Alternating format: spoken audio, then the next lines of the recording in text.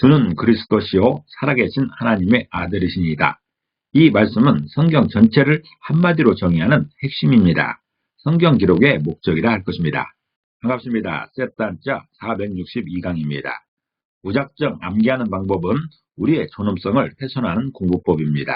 특히 한자는 뜻글자인 것인데 그냥 그림을 암기하듯 머리에 새기려는 시도는 효과적이지도 않고 생산적이지도 않습니다.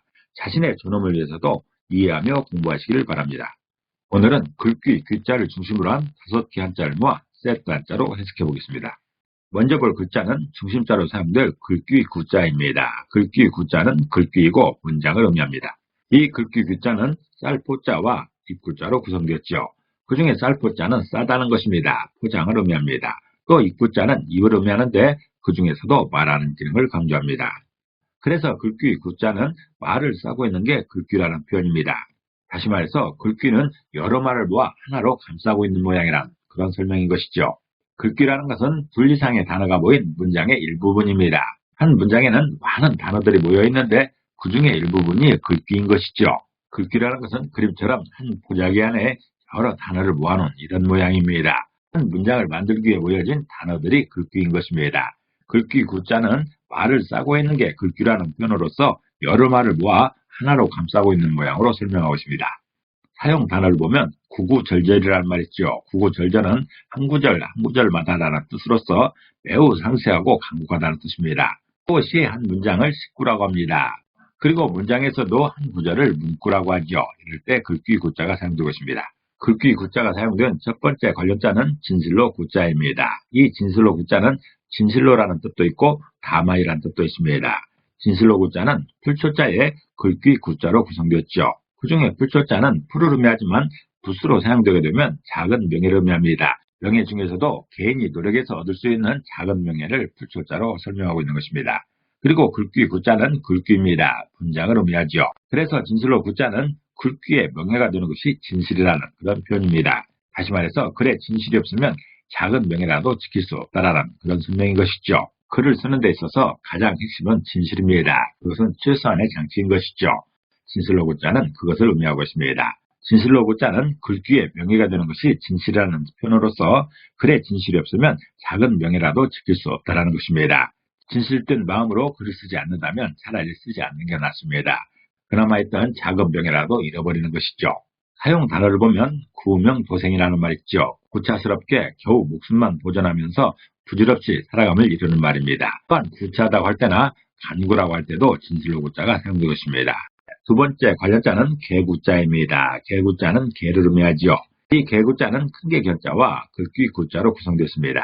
그 중에 큰 개 견자는 큰 개를 의미한다기보다는 짐승을 총칭하는 부수입니다. 큰 개 견자가 부수로 사용되면 어떤 짐승을 표현하고 있습니다. 또 글귀 구자는 글귀이고 분장을 의미하고 있습니다.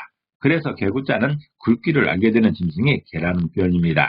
다시 말해서 짐승 중에서 개는 영리하기 때문에 글귀 정도는 알게 된다는 그런 뜻입니다. 이와 관련된 좋은 속담이 있습니다. 서당께 3년이면 풍어를 읊는다는 그런 속담이죠. 개도 서당에서 3년만 생활하게 되면 풍을 정도는 읊게 된다는 것이죠. 작은 문장 정도는 얼마든지 사용할 수 있다는 게 그 속담의 의미입니다. 개구자도 그와 비슷한 것인데 개는 글귀 정도는 알게 되는 그런 짐승이라는 것이죠. 짐승 중에서 개는 영리하기 때문에 글귀 정도는 알게 된다는 그런 표현입니다.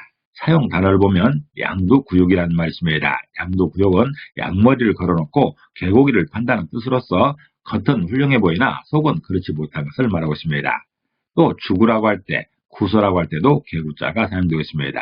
글귀 구자가 사용된 세 번째 관련자는 잡을 구자입니다. 잡을 구자는 잡다는 뜻이 있고 체포를 의미하고 있습니다.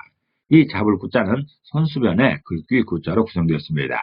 그 중에 손수변은 손을 의미하는데 그 중에서도 손의 적극적 행동을 말하고 있습니다. 또한 글귀 구자는 글귀를 의미하고 분장을 의미하기도 합니다.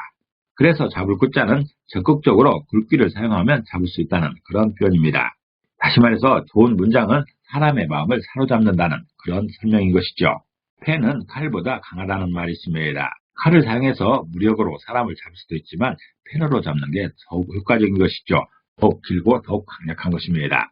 잡을 구자는 그것을 설명하는 것인데 적극적으로 글귀를 사용하게 되면 잡을 수 있다는 표현으로서 좋은 문장은 사람의 마음을 사로잡는 걸 말하고 있습니다. 책을 보다가 어떤 문장에 감동하면 거기에 사로잡히게 됩니다. 그보다 강력한 체포는 없는 것이지요.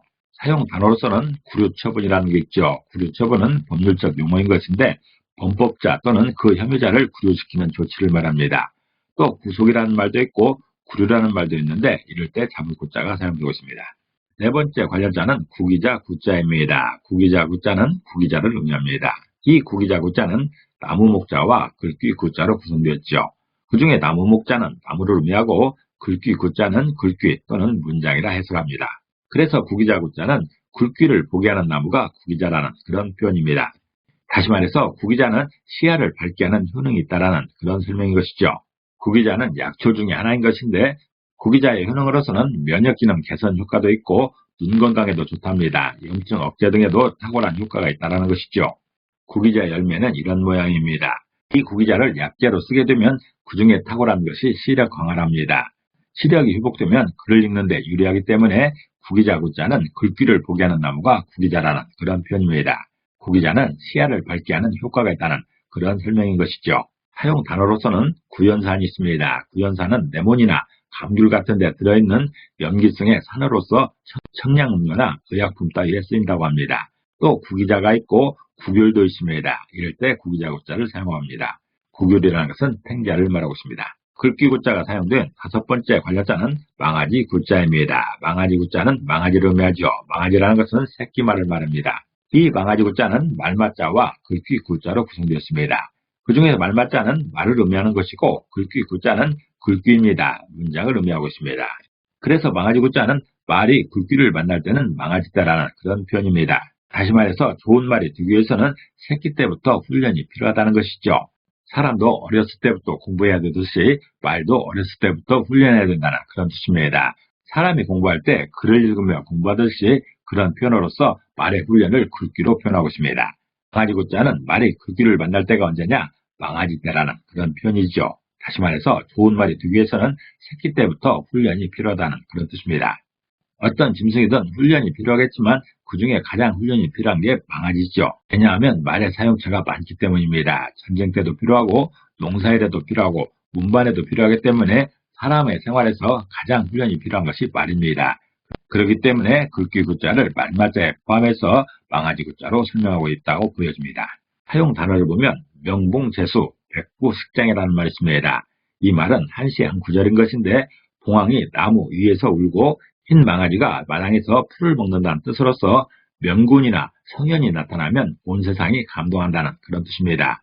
좋은 지도자가 나타나면 세상이 태평성대하기 때문에 봉황도 나무 위에서 울게 되고 망아지도 마당에서 풀을 먹을 만큼 태평하다는 그런 뜻입니다.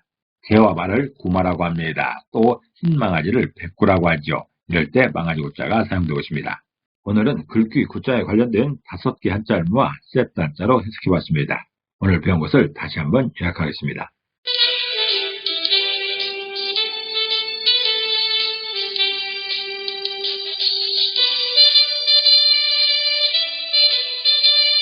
일머리를 찾듯이 책에서는 핵심 문장을 찾는 것이 중요하지요. 예를 들면 성경에서는 주는 그리스도라는 말입니다. 그런 지혜가 우리를 편하게 합니다. 감사합니다.